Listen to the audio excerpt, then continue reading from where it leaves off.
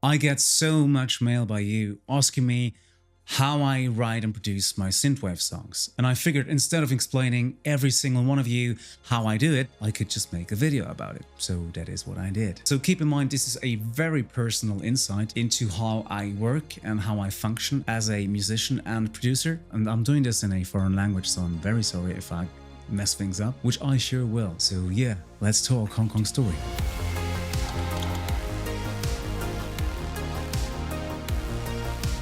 So this is what a Lazer Boomerang project looks like, and as you can see, I always use a lot of color. It's not because I'm way too much into color, it's a necessity that I need to do, because if I don't do it like that, I'm going to fuck things up pretty fast, and I don't really want to do that. So yeah, this is how my project looks, and this is how I work, and it's pleasing to look at, so yeah, I think you should work with things that are pleasing to look at. So if you have heard Hong Kong Story before, this might be the version that you've heard of. Are we dreaming?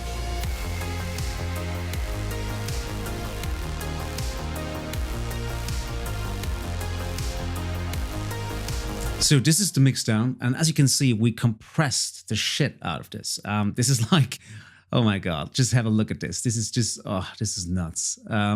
We wanted to go extreme, and that's what we did. We went extreme with this, and it might be stupid, but I do like to do stupid things from time to time, so yeah, it kind of fits. So the difference between a final mixdown, like the one version that you're going to release, and the producing mix is quite different. This is what you know, and this is what it sounded like before it went into mixing. The reason why it sounds like that is usually I do my own mixdowns, like a rough mix, a reference mix, but this time we had to move on fast with the production. So I didn't do one. That's why it sounds like a little trashy. It's like all the automations and all the levels are wrong all the way, but I know how the song should sound like. The song that I start working on, the idea that I have in my mind, that's the song that I want to achieve by the end. And most of the time I achieve it. Not all the time. It's art. By the end, you never know what you get. So the way I start writing songs, the way I start writing my synthwave songs, is by starting with a melody line. I mean, I worked around this melody line for over a year now. I always knew the melody is good, but I had to work on it. The melody line was good, and I knew it's a good song in this melody line. I just had to find it. I started out with this melody line and with this bass line, I guess. Yeah. That's how I started the project.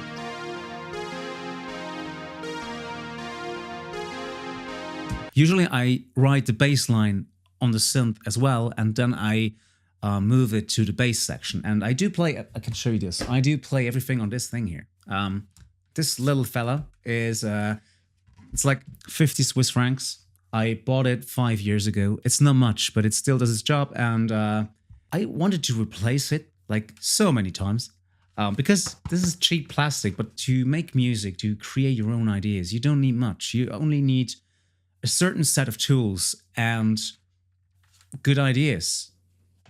Or bad ideas, I don't know. It depends on what kind of music you want to create, so... yeah, I do have a lot of bad ideas though. So this is how I started it, with those two, and I transported this bass line is rather dull. It's really boring. No, that's not the bass line. That's the bass line. That's how I started it. In synthwave, one of the most important instruments is the bass. It's bass, it's drums, and it's the lead synth. Those are the main parts of a good synthwave song. Everything else is just to add some suspense, some tension, to make the song more exciting. Very early on, I always start with the bass line, and what I did is I moved this da da da da da da bass line and transformed it into this. And it's a beautiful bass sound. I use Serum for this, and if you don't know Serum, then you should try out. It's a wonderful plugin. It's great for bass sounds, also great for other sounds, but mainly for bass sounds.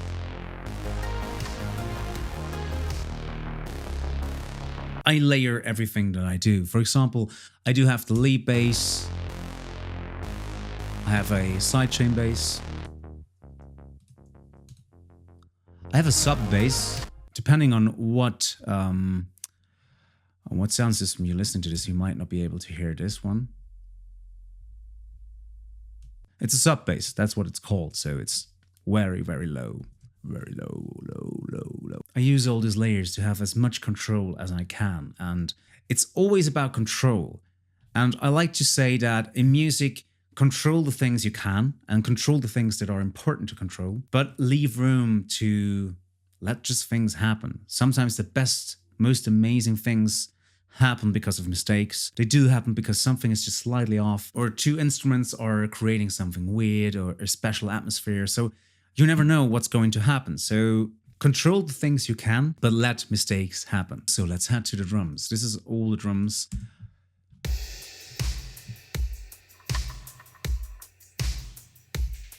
Need to get this a little louder.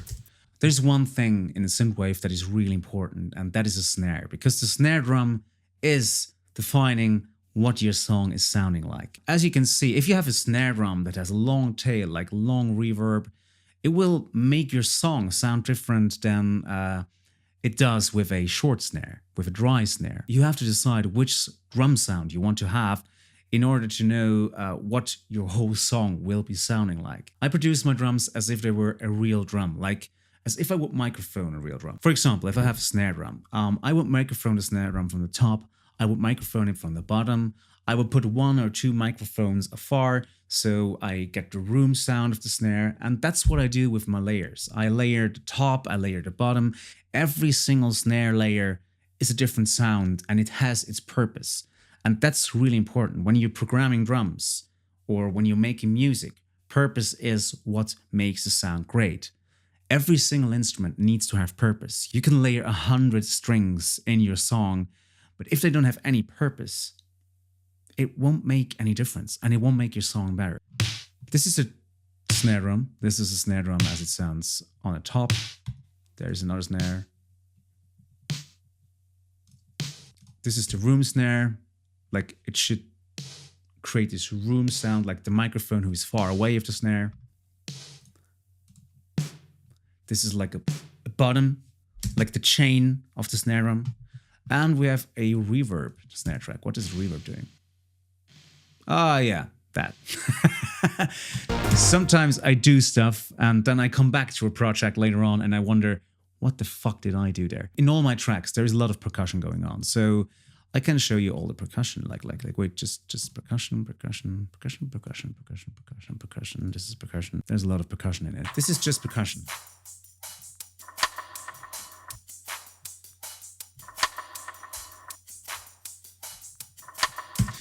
And there's so much happening in there. There are claps happening, shakers happening, a tambourine, but there's also some funny little things. As you can see, there's like, it doesn't sound like much, but in the whole context of the song or in the context of the drums, it really makes a difference. It really makes something. Do you hear it? And that is a sample. I sampled this. I don't know even where I sampled it. Well, so this is how I produce my drums in a synthwave track. I don't want to go way too deep into the project. I just want to show you how it looks, how it feels, how I work. So one thing many of you ask me is, how do I produce my synths? Or the pluck sounds or the ARP sounds. And the thing is, I always use a lot of layers. I do have a layer problem, yeah. I always layer the same performance with different synth sounds. Like this one.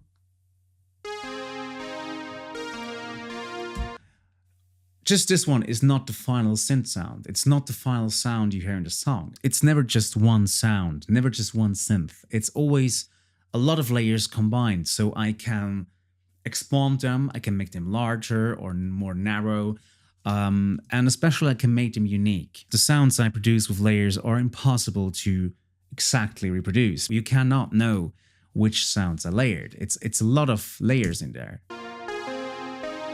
And it makes a difference, as you can hear.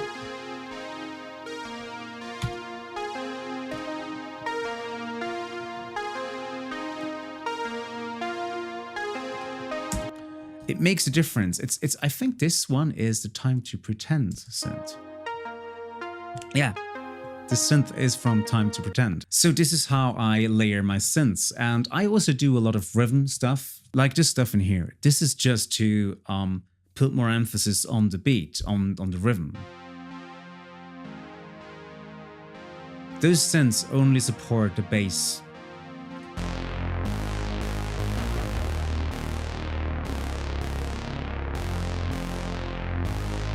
They only support the bass, they do nothing more than that. But they make the song wider and they give it some rhythm, and that's important to know how to put more emphasis on a rhythm or put more emphasis on a melody. And one last thing that is really, really funny, that I always like to do in every song I produce, I like to hide things in the songs. In every project, every song I do, there's always like this section with effects that are just, it's just for fun. This one here, I'll make it a little louder so you can hear it very well. That's an eagle. And I just figured it would be funny to have an eagle in the song. By itself, it doesn't really make any sense. But if you listen it in the final song, you can hear it. Listen to it very closely. You can hear it. There it goes. Did you hear it? One more time. One more time. Did you hear it? Listen closely. Up high. I mean, this is a way of making your songs more interesting, but also to have just a little fun with it. And I think it's really, really important to have fun with your songs. So I had an argument recently with another musician who said sampling is not real music. And I must say that person didn't understand music, because music is sampling. Everybody samples, even the Beatles. And I mean, that's the greatest band that ever lived. It is about the way how you use a sample, or how you use the inspiration that you get from another song or another artist in your own song. For example, I just have this, I do have one sample in a song. It's this one.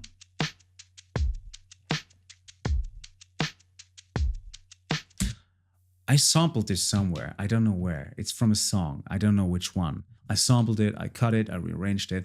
I mean, I went full Daft Punk on that one. No, I wouldn't dare to compare myself to Daft Punk.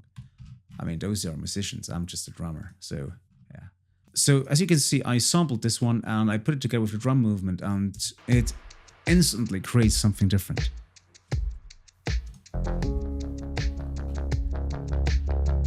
And it just works. Yeah, we put a little reverb on that one in the end.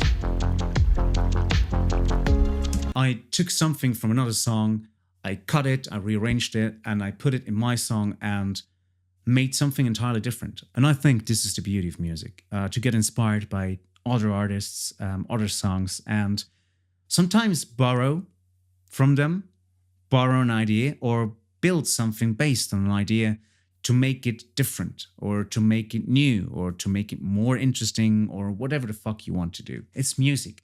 And I think music is do whatever pleases you and do whatever the fuck you want to. Have fun with that shit. That's what this is about. So yeah, this is how I write and produce my songs. A little insight, how my projects look like, how everything is arranged. I didn't go way too much in depth because, well, that would have been too much. And the whole video would have taken up like 2 hours. And nobody wants to watch me for 2 hours. So yeah. You're welcome for that. So yeah, if you have any more questions and if you want to see or hear more about how I produce and write my music, just write in the comments, or just do write me on one of your preferred social media channels. So yeah, thanks for watching, and I'm not gonna do this click the bell la-di-da-di-da bullshit. You know what you want and what you like. If you want to like this, like this. If not, well, leave a comment that you don't like it.